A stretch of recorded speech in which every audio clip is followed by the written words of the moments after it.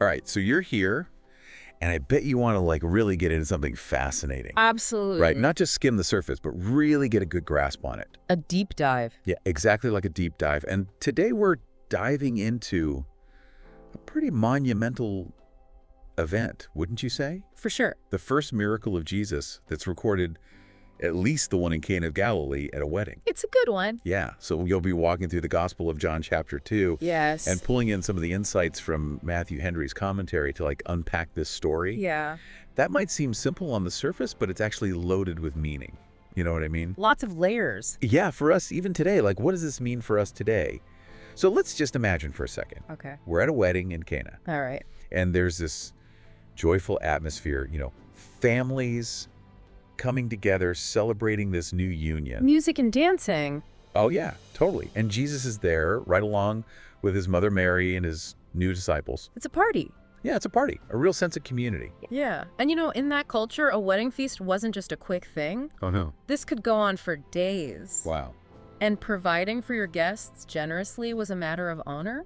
Oh, so there's pressure too. Oh, yeah. Big time. Running out of wine would have been like the ultimate social faux pas. You know what I mean? Oh, I see. So it reflects badly on the host. Well, everybody. Yeah, everyone involved. Wow, that's interesting. Okay, so it's against this backdrop of celebration and this underlying pressure to keep the party going. To keep everyone happy. Yeah, that we see Mary step in the wine, runs out, potential crisis averted, and she just goes to Jesus and says they have no more wine. Just like that, huh? Yeah. What do you think about her bringing this specific problem to Jesus?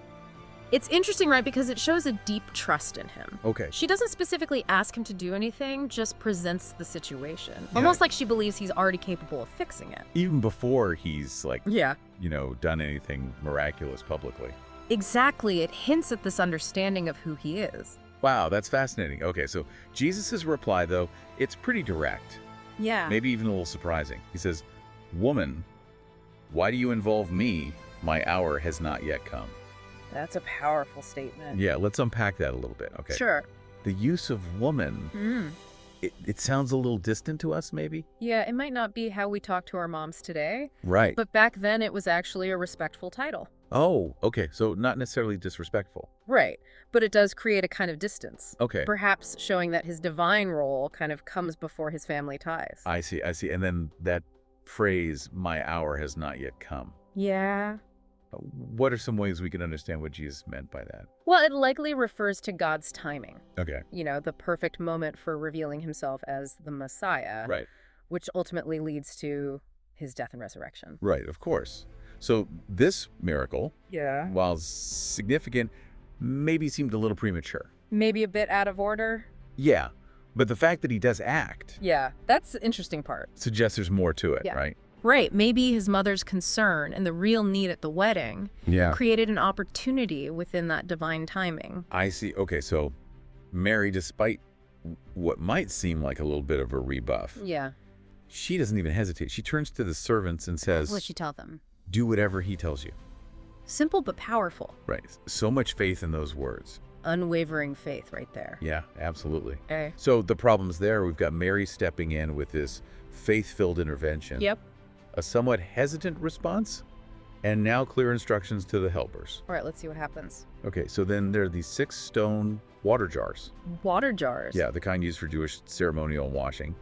And John tells us What's he say? how big they are. Okay. Like 20 to 30 gallons each. Whoa, that's a lot of water. That's a huge amount of water. And not just any containers, right? Exactly, but they were specifically for ritual purification, Right. highlighting the importance of ceremonial washing in Jewish practice. Yeah, it's all about outward cleansing. Right. And here's the amazing contrast. What's that? These vessels associated with the old rituals are about to be filled with something totally new.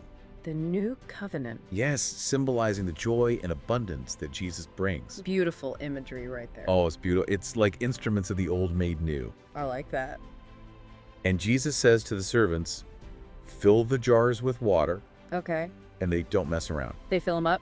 Yeah, they filled them to the brim. Wow, complete obedience. Yeah, and it's a small detail, but it's significant, right? How so? They followed his instructions completely without even knowing what was going to happen, Shows their willingness to serve. and really sets the stage for the abundance of the miracle. That's about to unfold. Yeah. Okay, so next, Jesus says, "Now draw some out and take it to the master of the banquet." Straightforward. Right? No ceremony, no ritual, just a simple command. Speaks to his authority. Doesn't need anything fancy. His word is enough. Powerful stuff. And having the servants take it to the master of the banquet means someone who doesn't know what's going on can confirm it's legit. Right. An independent verification. Yeah, so the master of the banquet tastes it. Yeah. He is blown away. He has no idea where this incredible wine came from. But John makes it clear that the servants knew. Oh, that's right. They were the ones who drew the water. Exactly. They saw the whole thing. They're like the ultimate insiders. And the master of the banquet, an expert in wine, Oh, yeah. can attest to the quality. Outgoing about the miracle. Blind taste test. Totally. And his comment to the bridegroom? Yeah. What's he say? He's like, normally everyone serves the best wine first, right? And then when people have had a bit too much, you bring out the cheaper stuff. But he says this host has saved the best till now. Wow. He has no idea. Right? He's completely oblivious. And Matthew Henry points out What's he say? that this shows how Christ's works are always the best. Always top quality. Yeah. And that his mission was to elevate and enrich the lives of believers. It's a sign of the blessings to come. Right. Okay, so we've got water transformed into amazing wine at a wedding. Why a wedding, though? Yeah, what's the significance of that? Good question. What does it tell us about Jesus? Well, marriage often symbolizes the union of Christ and the church. Okay, yeah. Which is a central theme in the New Testament. Right. And then the abundant wine becomes this image of overflowing grace, joy, spiritual blessing. Wow. Yeah, like a picture of what Christ brings to that relationship. Exactly, overflowing abundance. And Matthew Henry really emphasizes this, right? What does he say? He says, this miracle shows Jesus' divine power, his authority over creation. He can literally change one substance into another. It's mind-blowing, right? Totally. And Henry contrasts this miracle with Moses' first miracle, Which was... turning water into blood. Right. It highlights the difference between the old covenant with its focus on judgment and the new covenant of grace and joy. Water for purification transformed into wine for celebration. I love that it's such a cool contrast. It is. And what about Mary's role? Yeah, she kind of gets things started. Right. But Jesus makes it clear that he's operating on God's timing. So how do we reconcile that? Well, I think her faith acts as this catalyst. Okay. But Jesus' response underscores his authority. Makes sense. It all flows from God's will, ultimately. Right. But her persistence, even after that initial reply, it's a great example for us. Encouraging. To just keep trusting in Christ. Absolutely. So John tells us the immediate effect of this miracle. He says what Jesus did here in Cana of Galilee was the first of the signs through which he revealed his glory, and his disciples believed in him. This wasn't just a cool party trick. No way, this was a deliberate act. Right. Unveiling his divine nature and power. But it wasn't just for the guests. It was specifically for his disciples. To solidify their faith. Right, to give them a glimpse of who he really was. Even those who were already following him right. now had this tangible proof. So for you listening, what stands out to you about this first miracle? What resonates? What are your big takeaways from this deep dive into the wedding at Cana? Well, for me, it's the abundance of the wine. Okay. It points to God's generosity, right? He doesn't just meet our needs. He goes above and beyond. Wow. He gives extravagantly. That's encouraging. And it also shows that Jesus cares about the everyday stuff. Yeah, this seemingly ordinary. Yeah, a wedding party running out of wine. He steps in no matter how big or small the need. And that transformation of water into wine? Yeah. It's such a powerful image. What does it say to you?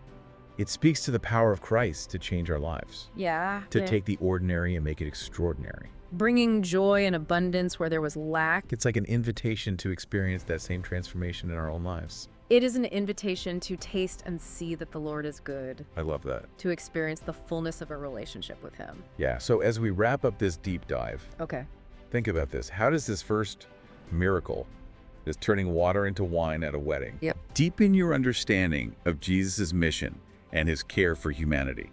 What parts of the story speak to you directly in your own life? We encourage you to keep exploring the Gospel of John. Yeah. To really delve into the meaning of all of Jesus' miracles. They reveal so much about God's love and power. And consider what they reveal about God's love and power. It's a story that invites us to believe, Yeah. To trust in the extraordinary power working in the everyday moments of our lives. And to recognize the abundance of grace offered to us. That's what it's all about. Amazing. Well, thanks for joining me on this deep dive. It's been a pleasure. Until next time, keep seeking, keep exploring, and keep diving deeper. So we invite you to reflect on this story. To consider your own spiritual thirst. And where you're seeking to find lasting satisfaction. And if you've been intrigued by this deep dive, we encourage you to pick up the Gospel of John. And read this incredible story for yourself. Let Jesus' words and actions speak to you directly. And if you're looking to explore your faith further and grow in your understanding, make sure you subscribe to our channel for more deep dives into Scripture. We'll be unpacking more fascinating stories together. Thanks for joining us on this journey. It's always a pleasure to explore these truths together.